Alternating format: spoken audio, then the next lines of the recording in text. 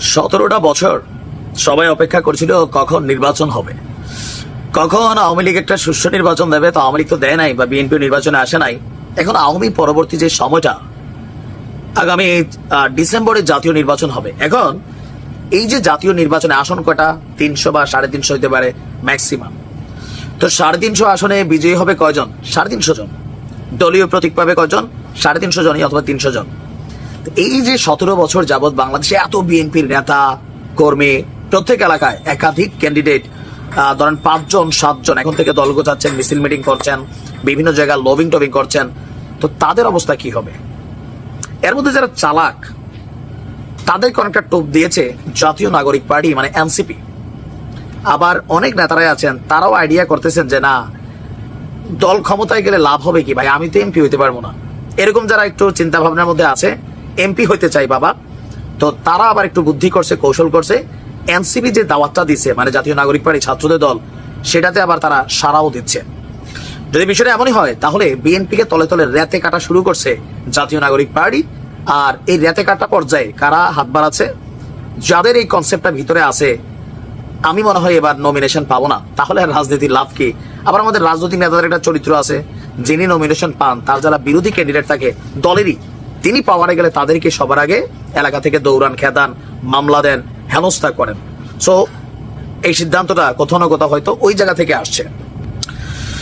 খুলনায় গণঅভ্যুত্থানে নেতৃত্ব দেওয়া ছাত্রদের হাত ধরে সংগঠিত হচ্ছে নতুন দল জাতীয় নাগরিক পার্টি। বেশ কিছু জায়গায় তারা ইফতার মাহফিল করেছে।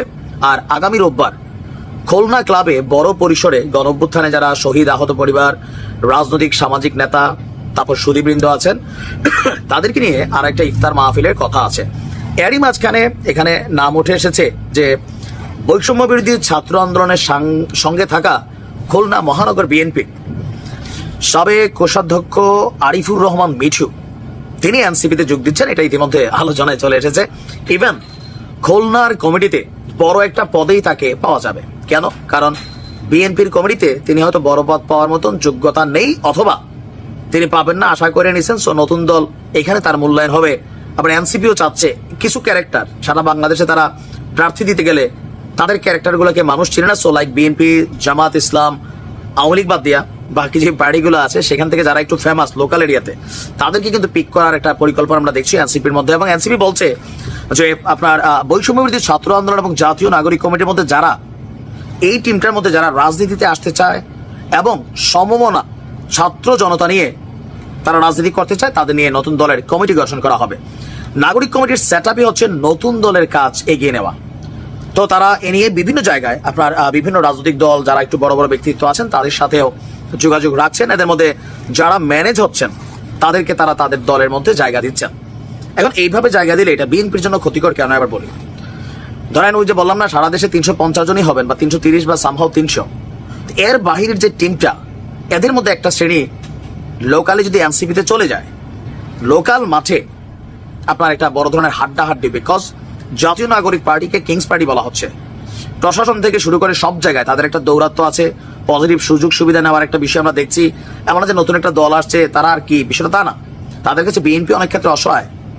আপনি দেখবেন বিএনপি নেতাদের কথাবার্তা অনেক গোছালো, ঘুরে টুরে, তবে তফসিল ঘোষণার পর কি হয় সেটা জানি না, বাট রাইট নাও তো এই চিন্তা থেকে অনেকেই এখানে মুভ করতে পারে যে না, সরকারের সাথে ভালো সম্পর্ক, একটা বিশেষ সুবিধা পাইলেও পাইতে পারে।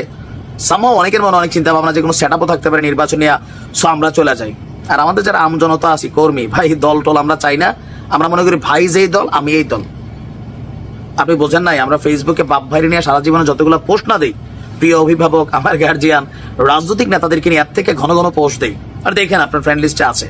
তো এই মানুষগুলা দল বোঝে না, তারা ভাই বোঝে। তো এই ভাই বোঝা যে জনতা, বিএনপি নির্বাচনে কিছুটা হলে ইফেক্ট পড়বে। দেখা যাক বিএনপি তাদের মাঠ কিভাবে গোছাচ্ছেন। ভালো থাকুন।